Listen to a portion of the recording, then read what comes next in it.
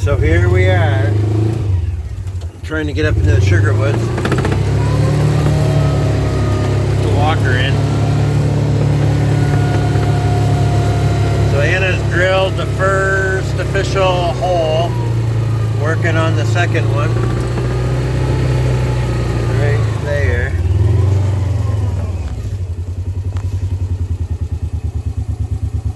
So we're officially started tapping for 2021. Should be, for the most part, not a lot of repair work. We did a lot of the repair work when we changed the drops this fall, but there's just a lot of snow and it's powdery, so it's not going to be fun going, but we got to get started somewhere or sometime. This is the time, so we want to be ready.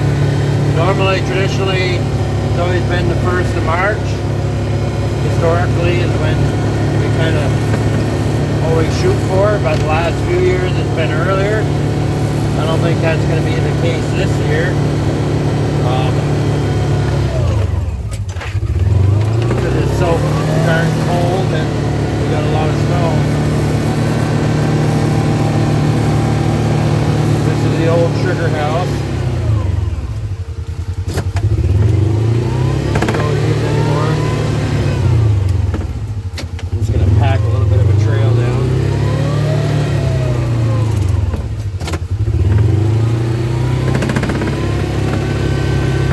So we won't get a lot done today. We'll get maybe 100 or 200 in. But it's always good just to get a start. So anyways, now we got to put all our gear on, snowshoes and those, backpacks and everything else. So I'm gonna put these on. I'm gonna set the camera right here.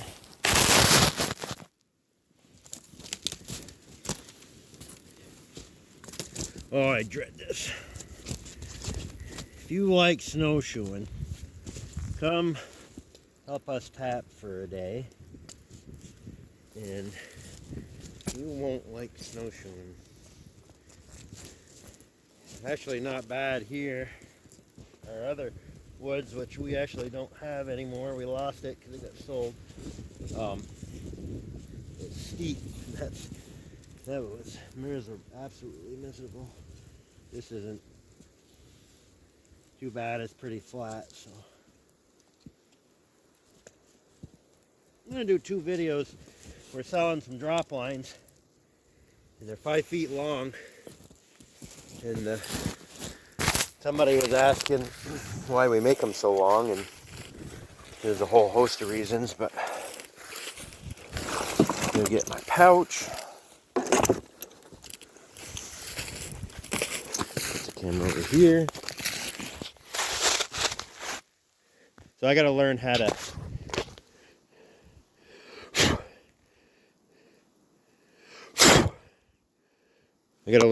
edit, because I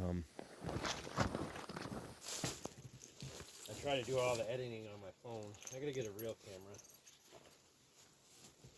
So anyway.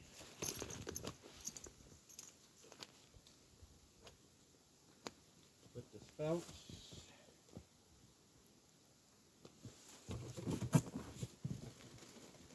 Take a bag of spouts right here, put them in there. This is going backwards.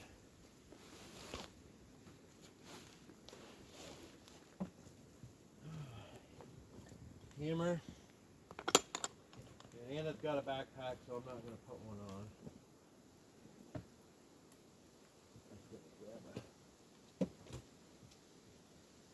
Pliers. Hammer and a drill. Hopefully the battery lasts. So we are ready to go. So we go to a tree and so this is why we run 5-foot drop lines for a host of reasons. One, we don't want the drop line right at the tree. We want it a ways away, like 10 inches away. And the reason being is on the corner, if you put your tee right at the tree, it will bend the tee. We don't want to do that. And also it gets it a little bit further away, so when the squirrel is up here figuring out where he wants to chew, it's not so easy for him to chew this, even though he can walk out here and chew. But secondly, we used to run 4-foot drop lines, and every year after you put the spout on, we cut it off and we discard that old spout. So you lose a 1/2 inch of your drop line every year. So in a few years, you've lost 10 inches of your drop line, and so that makes it shorter. But secondly, we want to be able to reach around the tree wherever we need to get away from old holes. When you got a 30 inch or a 36 inch drop line, which is about that, you can only reach to really one side of this tree. And we want to be able to go all the way around to the back side if we need to get away from an old hole. And also, we don't want our drop line straight up and down. And the reason being is because when we're checking vacuum, we actually want to see some sap in that drop line sitting there, because that tells us we have a good tight hole and we have no leaks in our drop line. So if our drop line was straight down, that sap would be just going straight through it all the time and wouldn't be kind of sitting there. So we always want a loop in our drop line. So we will always tap with a loop in our drop line. We'll even tap down here, but we always want that loop. That way when we're checking vacuum and we come up to the tree, let me just put that in there for now. There'll be sap in there. There'll be sap moving through there, but for the most part, it'll be sitting still, and there'll be a small column of sap moving at the bottom of the line. But we can walk up and we can see if there's a leak, an air leak, you'll see bubbles of air going